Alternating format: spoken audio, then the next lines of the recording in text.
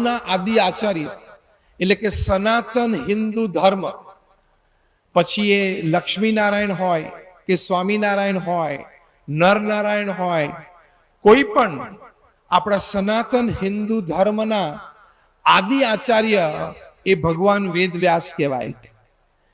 વેદ, ઉપનિષદ, પુરાણ એની ભેટ આપણા સનાતન હિન્દુ ધર્મ સમાજને ભગવાન વેદ વ્યાસે આપી છે.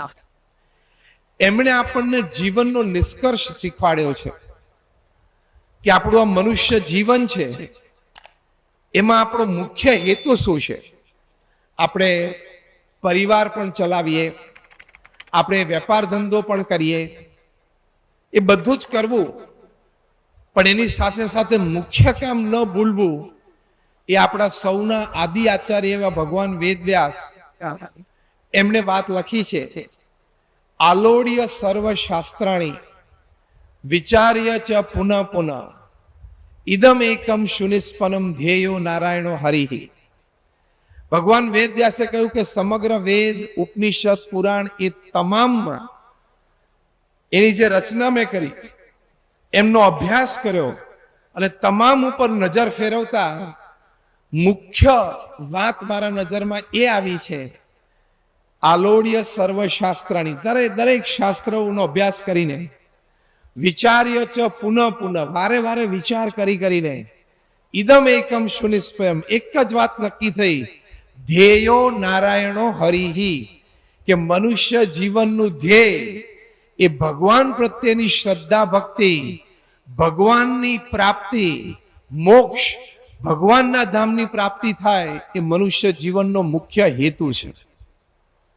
એ આપણને આપણા સનાતન હિન્દુ ધર્મના આદિ આચાર્ય એવા ભગવાન વેદ વ્યાસે આ વાત શીખવાડી છે, જે આપણા દરેક સમાજમાં પ્રવર્તેલી છે. તો પ્રથમ આ ત્રિદશાબ્દી મહોત્સવ માટેનો એક સંદેશ આ છે કે આપણે ભારતભરમાં કે ભારતની બહાર પર વેપાર ધંધા માટે આપણા પ્રારબ્ધ અનુસાર ગમે ત્યાં જઈએ, એની ના નથી. વેપાર ધંધો, પરિવાર પણ ખૂબ સારા ચલાવીએ, પણ સાથે આ વાત ભૂલીએ નહીં કે જીવનમાં શ્રદ્ધા, ભક્તિ અને ભગવાનની પ્રસન્નતા, ભગવાનના ધામની પ્રાપ્તિ કરવાની છે. એ મારા જીવનનો મુખ્ય ધ્યેય છે. એની માટે પણ નિયમિત સમય ફાળવવો પડે અને કરવું પડે. આ જ વાત પ્રમુખ સ્વામી મહારાજ સરળ શબ્દોમાં સમજાવતા. પ્રમુખ સ્વામી મહારાજ કાયમ કહેતા, પ્રમુખ સ્વામી મહારાજ જેમણે દેશ પરદેશમાં 1200 થી પણ વધારે મંદિરોનું નિર્માણ કર્યું.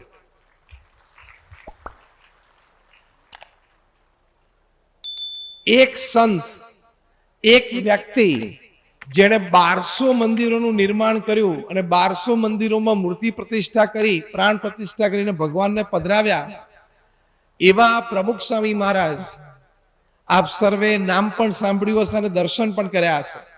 પ્રમુખ સ્વામી મહારાજનું નામ સાંભળ્યું અથવા દર્શન કર્યા, હાથ ઊંચો કરો તો જો બધાએ. એ પ્રમુખ સ્વામી મહારાજ આ ભગવાન વેદ વ્યાસે જે વાત કરી એ આપણને સમજાય એવી સરળ ભાષામાં એમના અનુભવ પરથી અને પોતે જે પ્રકારનું જીવન જીવ્યા એના પરથી એક સરસ વાત પોતે કરતા. પ્રમુખ સ્વામી મહારાજ કહેતા કે જીવનમાં શ્રદ્ધા અને ભક્તિ દ્રઢ કરવા, જીવનમાં શ્રદ્ધા અને ભક્તિ દ્રઢ કરવા, આ આપણે વાત હૃદયસ્થ કરીને જવાની છે. આ પણ આપણો આ ત્રિદશાબ્દી મહોત્સવ નિમિત્તેનો એક સંદેશ છે. એટલે મારી સાથે તમે આ વાત બોલજો, એટલે આ વાત આપણે હૃદયસ્થ કરીને જવાની છે. પ્રમુખ સ્વામી મહારાજ કહેતા, જીવનમાં શ્રદ્ધા અને ભક્તિ દ્રઢ કરવા. તો આ આપણા જીવનનો એક ધ્યેય છે, જે ભગવાન વેદ વ્યાસે પણ આપણને સમજાવ્યો અને આવા મહાન સંત પ્રમુખ સ્વામી મહારાજે પણ આપણને સમજાવ્યો છે. ભગવાન સ્વામિનારાયણે પણ આ વાત એમના વચનામૃતમાં કરી છે. વચનામૃત ગઢડા અંત્ય પ્રકરણનું 30મું વચનામૃત છે, એમાં ભગવાન સ્વામિનારાયણે આ વાત કરી છે. એમના શબ્દો એવા છે કે મરી તો એક દિવસ બધાને જવું છે, હકીકત છે ને, મરી તો એક દિવસ બધાને જવું થવું છે, એટલે મરી તો એક દિવસ બધાને જવું છે, પણ ભગવાનની ભક્તિ કરી એ જ જીવન જીવ્યાનો અર્થ છે, સાર્થકતા એમાં રહેલી છે. તમે દેશ પ્રદેશમાં મોટો વેપાર કરો, કરોડો નહીં અબજો રૂપિયાનો કરો, એની કોઈ ના નથી. ભગવાને બુદ્ધિ શક્તિ આવડત હોશિયારી વ્યવસ્થા અનુકૂળતા આપી હોય તો કરવું, પણ આ ધ્યેય ભૂલાઈ ન જાય એ હંમેશા ધ્યાન રાખવું. તો પ્રથમ વાત આ છે. ઘણા યુવાનો પણ અહીંયા બેઠા છે. ઘણી વખત યુવાનોના મનમાં એક પ્રશ્ન હોય કે મંદિરોનું નિર્માણ શું કામ? ભગવાનની શ્રદ્ધા ભક્તિની વાત છે તો ઘણી વખત આધુનિક યુગના યુવાનોને આ વાત જલ્દી સ્પર્શે નહીં, કારણ કે એમને જલ્દી કઈ અનુભૂતિ ના થાય.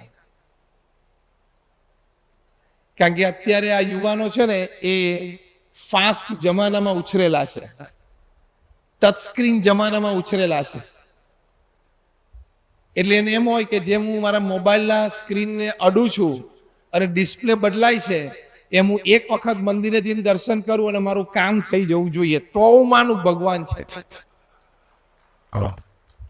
એટલે પેલો જે ટચ સ્ક્રીન એટીટ્યુડ છે ને, ટચ સ્ક્રીન અભિગમ છે ને, એ અભિગમ અહીંયા મંદિરમાં લઈને આવે છે. પણ અહીંયા ભગવાન તો બહુ લાંબા સમય સુધી શ્રદ્ધા અને ભક્તિ જોયા કરે છે, પછી એનું ફળ આપે છે જરૂર, પણ એમના સમયે અને આપણને ફળનું વધારે લાભ મળે ને એવા સમયે આપણને આપે છે. એટલે યુવાનોને ઘણી વખત આ મેન્ટાલિટી હોય કે મંદિરોની રચના, મંદિરોનું નિર્માણ, ઘણા એમ કહેતા હોય કે તો ખર્ચ જ ખોટો છે. બોલો, એવું કે હવે હું તમને પહેલા ઇકોનોમિકલી સમજાવું. તમને પણ કોઈક પૂછે ને કે મંદિરનો ખર્ચો ખોટો છે, તમારે આ વાત કરવાની. હું જે હવે તમને શીખવાડું એ વાત કરશો ને એટલે તમારી સામે પૃથ્વી ઉપર કોઈ વ્યક્તિ દલીલ નહીં કરી શકે. સાંભળજો, ભારત વર્ષમાં અત્યારે નાના મોટા થઈને 35 લાખ મંદિરો છે. જેમ મને કહેવામાં આવ્યું કે તમારા સમાજના લગભગ 250 જેટલા મંદિરો છે, એમ દરેક સમાજના અલગ અલગ 35 લાખ મંદિરો ભારતમાં છે. સાંભળજો, આખી કહાની મજા આવે એવી છે.